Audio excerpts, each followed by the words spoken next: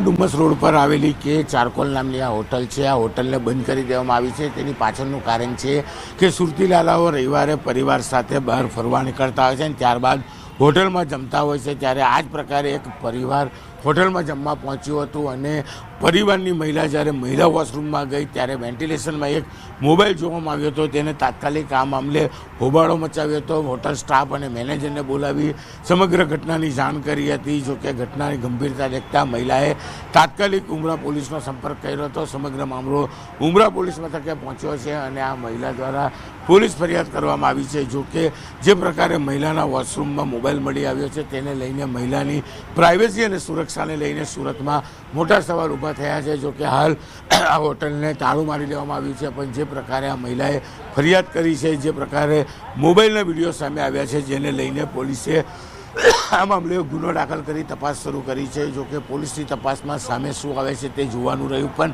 ચોક્કસ મહિલાના વોશરૂમમાંથી મોબાઈલ મળવો ખૂબ જ ગંભીર ઘટના છે, જેને લઈને મહિલાની સુરક્ષા અને પ્રાઇવેસીને લઈને સુરતમાં મોટા સવાલ ઊભા થયા છે. કેમેરામેન જીગર ગૂગલ સાથે કીર્તેશ પટેલ, ન્યૂઝ 18 ગુજરાતી, સુરત. લંપી વાયરસના સંભવિત ખતરાને ધ્યાને રાખી જૂનાગઢ વહીવટીતંત્ર સજ્જ બન્યું છે. કલેક્ટર અને જિલ્લા વિકાસ અધિકારીના માર્ગદર્શન હેઠળ 18 જેટલી ટીમ બનાવી જિલ્લાના દરેક ગામમાં સર્વે અને વેક્સિનેશનની કામગીરી શરૂ કરાઈ. હાલ જૂનાગઢમાં લંપી વાયરસનો એક પણ કેસ નથી નોંધાયો, પરંતુ તકેદારીના ભાગરૂપે આ કામગીરી વેગવંતી બનાવવામાં આવી છે. અત્યાર સુધીમાં 5400 જેટલા પશુઓનું રસીકરણ કરવામાં આવ્યું છે. જિલ્લામાં કુલ 1,60,000 જેટલું પશુધન છે, જેમાંથી અંદાજે 25,000 પશુઓના રસીકરણનો લક્ષ્યાંક રાખવામાં આવ્યો છે.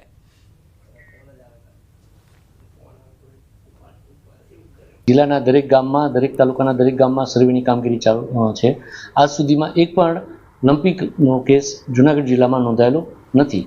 આમ છતાં જે સસેપ્ટેબલ એનિમલ છે એમને રોગપ્રતિકાર શક્તિ વધી જાય એના માટે રસીકરણની કામગીરી ચાલુ છે. 5400 જેવા પશુઓને રસીકરણ કરી દેવામાં આવ્યું છે. પીએમ મોદી આગામી સપ્તાહમાં 2 દિવસ ગુજરાતના પ્રવાસે 25 અને 26 ઓગસ્ટે ગુજરાત પ્રવાસે પ્રધાનમંત્રી મોદી આવવાના છે. 25 ઓગસ્ટના રોજ પીએમ મોદી અમદાવાદમાં જનસભા યોજશે. 50,000થી વધુ લોકોની હાજરીમાં સભાનું આયોજન કરાયું છે. નિકોલમાં જનસભા યોજવામાં આવશે. પીએમ મોદીના આગમન પૂર્વે તૈયારીઓ પૂરજોશમાં ચાલી રહી છે. નિકોલમાં 3 જેટલા જર્મન ડોમ બનાવવાની કામગીરી ચાલી રહી છે. પૂરજોશમાં સ્થાનિક સ્વરાજની ચૂંટણીનું આહવાન કરવા માટે પ્રધાનમંત્રી આવી રહ્યા છે. નિકોલમાં આ સભા દ્વારા સ્થાનિક સ્વરાજની ચૂંટણીનું આહવાન થાય તેવા એંધાણ 50 મીટર પહોળા અને 150 મીટર લંબાઈવાળા 3 જર્મન ડોમ નિર્માણ પામશે. વરસાદ પડે તો પણ સભામાં કોઈ અડચણ ઊભી ન થાય તે માટેની ખાસ વ્યવસ્થા કરાઈ છે. પ્રધાનમંત્રી નરેન્દ્ર મોદી ગુજરાત પ્રવાસે આવી રહ્યા છે. ગુજરાત પ્રવાસ દરમિયાન તેઓ 3 જગ્યાની વિઝિટ કરવાના છે. જે અંતર્ગતની વાત કરીએ તો તેઓ અમદાવાદમાં પણ એક સભાને સંબોધિત કરવાના છે. ઠીક મારી પાછળ અમદાવાદના નિકોલ વિસ્તારની અંદર એક સભાને સંબોધિત કરવાના છે ને ત્યાં ડોમ બનાવવાની કામગીરી જે છે તે પૂરજોશમાં ચાલી રહી છે. મહત્વનું એ છે કે 50,000 લોકો બેસી શકે તેવી કેપેસિટીનો ડોમ જે છે તે તૈયાર કરવાની કામગીરી જે છે તે ચાલી રહી છે. મહત્વનું એ છે કે આ પ્રકારના 5 ડોમ જે છે તે અહીંયા ઊભા કરવામાં આવશે. જર્મન ડોમ જે છે તે બનાવવામાં આવશે. મહત્વનું એ છે કે 24 તારીખે રાત્રે પ્રધાનમંત્રી નરેન્દ્ર મોદી ગુજરાત આવશે અને ત્યારબાદ 25 તારીખે આ પ્રવાસની શરૂઆત છે, એટલે કે 25 તારીખે સાંજે ઠીક અહીંયા નિકોલની અંદર તેઓ સભાને સંબોધિત કરવાના છે. આ સભા એટલા માટે ખૂબ મહત્વની રહેશે કારણ કે નવરાત્રી બાદ જે ચૂંટણી જે છે સ્થાનિક સ્વરાજ્યની યોજાવાની છે ને તેનો હુંકાર જે છે તે ભરવા માટેની સભા જે છે તે અહીંયાથી થશે તે પ્રકારનો પણ એંધાણ વર્તાઈ રહ્યા છે. આ તમામ વચ્ચે પ્રધાનમંત્રી નરેન્દ્ર મોદી જે છે તે ઓપરેશન સિંદૂર બાદ આ બીજી વખત ગુજરાત મુલાકાતે આવી રહ્યા છે અને ગુજરાત મુલાકાતની તમામ પ્રકારની તૈયારીઓ અત્યારે હાલ પૂરજોશની અંદર ચાલી રહી છે. મહત્વનું એ છે કે પ્રધાનમંત્રી નરેન્દ્ર મોદીના આગમનને લઈને અમદાવાદ શહેર હોય કે ગુજરાત રાજ્ય હોય તમામ લોકો પ્રધાનમંત્રી નરેન્દ્ર મોદીને આવકારવા માટે આતુરતાપૂર્વક રાહ જોઈ રહ્યા છે. ત્યારે તૈયારીઓ જે છે તે પૂરજોશની અંદર પ્રધાનમંત્રી નરેન્દ્ર મોદીના આગમનને લઈને ચાલી રહી છે. કેમેરામેન પંકજ મકવાણા સાથે ગૌતમ શ્રીમાળી, ન્યૂઝ 18 ગુજરાતી, અમદાવાદ. સમાચારોમાં આગળ વધીએ. સૌરાષ્ટ્રવાસીઓ તૈયાર થઈ જજો, હવે ભૂક્કા કાઢી નાખશે વરસાદ. હવામાન નિષ્ણાંત અંબાલાલ પટેલની મોટી આગાહી. 20-21 ઓગસ્ટમાં ભારે વરસાદની શક્યતા. અમરેલી, ઉના, મહુવામાં અતિ ભારે વરસાદ વરસવાની સંભાવનાઓ છે. જૂનાગઢ, ગીર સોમનાથ, દ્વારકામાં પણ અતિભારે વરસાદ વરસી શકે છે. કોઈક ભાગમાં 12 ઇંચ જેટલો વરસાદ થઈ શકે. જૂનાગઢના ભાગોમાં ભારે વરસાદ થવાની શક્યતા રહેશે. પશ્ચિમ સૌરાષ્ટ્રના પોરબંદર, દ્વારકાના કેટલાક ભાગોમાં પણ વરસાદ થવાની સંભાવના. ઉત્તર સૌરાષ્ટ્રના કેટલાક ભાગોમાં વરસાદ થઈ શકે છે.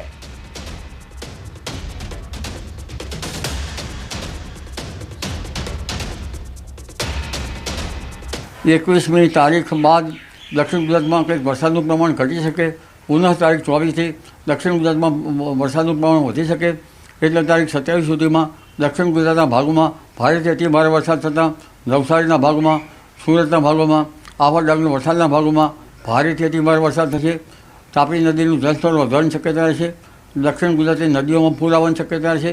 આ ઉપરાંત દક્ષિણ સૌરાષ્ટ્રના ભાગોમાં ભારેથી અતિ ભારે વરસાદ થવાની શક્યતા રહેશે. તારીખ 19 ને 20-21માં દક્ષિણ સૌરાષ્ટ્રના ભાગોમાં, જૂનાગઢના ભાગોમાં ભારે વરસાદ થવાની શક્યતા રહે છે.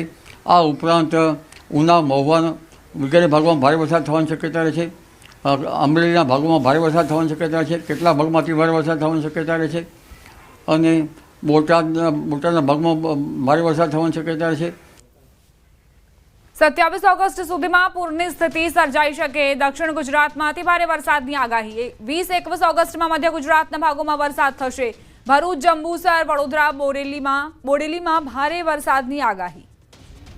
મહેસાણા, પાટણ, સમી, હારીજમાં ભારે વરસાદ પડી શકે છે. અમદાવાદ, ગાંધીનગરમાં મુશળધાર વરસાદની શક્યતા. 21 તારીખ પછી વરસાદ ઓછો થઈ શકે છે. 24 તારીખ પછી વરસાદ વધવાની પૂરેપૂરી શક્યતાઓ. અમદાવાદ, ગાંધીનગરમાં પણ તારીખ 20-21માં મુશળધાર વરસાદ થવાની શક્યતા રહે છે. ત્યારબાદ 20-21 બાદ તારીખ 27 સુધીમાં પણ રાજ્યના ઘણા ભાગોમાં વરસાદ થવાની શક્યતા રહેશે. કેટલીક નદીઓમાં પૂરની સ્થિતિ રહેશે. ખાસ કરીને નર્મદાના સાવ વિસ્તારમાં ભારે વરસાદ થતાં નર્મદા બંધનું જળસ્તર વધી શકે છે અને નર્મદા બે કાંઠે થવાની શક્યતા રહેશે. સાબરમતી નદીમાં પણ પાણીનો આવરો આવશે. તાપી નદીનું જળસ્તર વધશે. કાવેરી નદીનું જળસ્તર વધશે. એટલે સૌરાષ્ટ્રની તો ઘણી નાની નદીઓમાં પૂરની શક્યતા રહેશે. એટલે તારીખ 27 સુધીમાં ભારેથી અતિભારે વરસાદ થતાં જનધને કાળજી રાખવી. કચ્છથી સમાચાર. નખત્રાણામાં વરસાદી માહોલ છવાયો છે. નખત્રાણા સહિત આસપાસના વિસ્તારમાં વરસાદ વરસ્યો. ધોધમાર વરસાદથી રસ્તાઓ પર પાણી ભરાવાની શરૂઆત થઈ છે. નખત્રાણા સહિત આસપાસના વિસ્તારોમાં મેઘરાજાની ધમાકેદાર બેટિંગ જોવા મળી છે. રોડ રસ્તા તેના કારણે ભીંજાયા છે. આ દરમિયાન વાહન ચાલકો જેમને મહદાંશે મુશ્કેલીનો સામનો પણ કરવો પડ્યો. બીજી તરફ ખેડૂતો ખુશાલી વ્યક્ત કરી રહ્યા છે, કારણ કે પાકને જે પાણીની જરૂર હતી તે હવે વરસાદના કારણે મળી રહ્યું છે. સમાચાર. ગીર સોમનાથથી એક દિવસના વિરામ બાદ ફરી મેઘરાજાની એન્ટ્રી જોવા મળી છે. સૂત્રાપાડા શહેર અને ગ્રામ્ય વિસ્તારમાં વરસાદનું આગમન. સૂત્રાપાડાના વડોદરા, ઝાલા, વાવડી, બાવાની વાવ, પ્રશ્નાવડા, લોઢવા સહિતના ગામડાઓ પ્રભાવિત. ધીમી ધારે 2 કલાકમાં 2 ઇંચ જેટલો વરસાદ ખાબક્યો છે.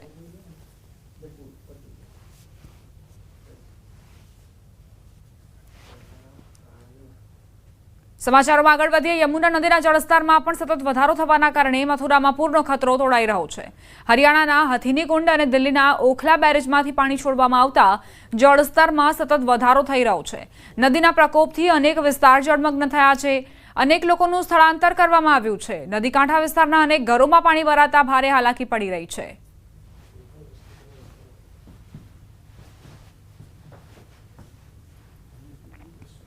મુંબઈમાં ભારે વરસાદથી મુશ્કેલી. પ્રભાદેવી વિસ્તારમાં પાણી ભરાયા.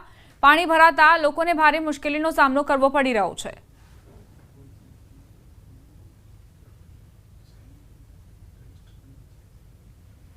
મુંબઈમાં ઘણા એવા વિસ્તારો છે જ્યાં પાણીના કારણે સમસ્યાઓ સર્જાઈ છે.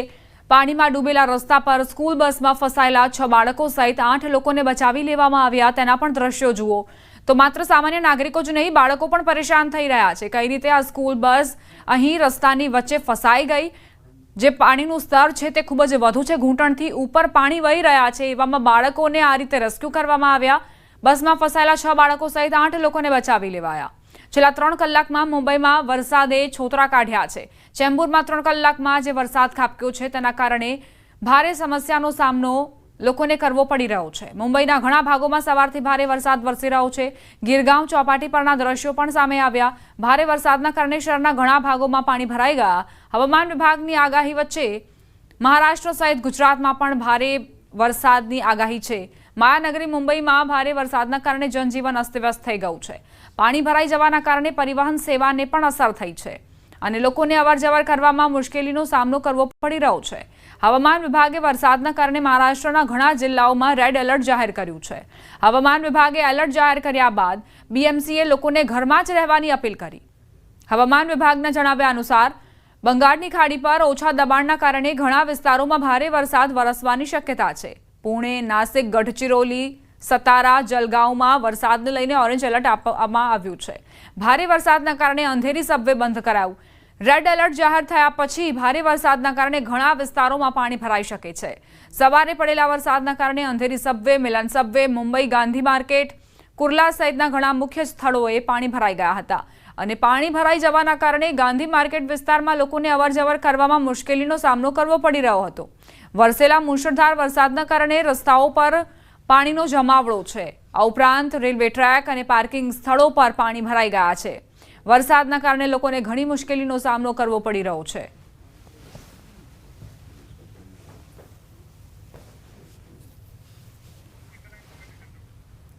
મુંબઈમાં જે ભારે વરસાદ વરસ્યો ત્યારબાદ શું સ્થિતિ સર્જાઈ છે તે આપ જુઓ।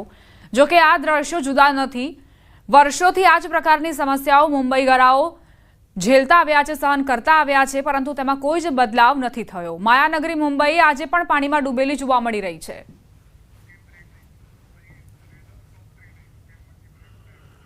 રોકાઈશું એક બ્રેક।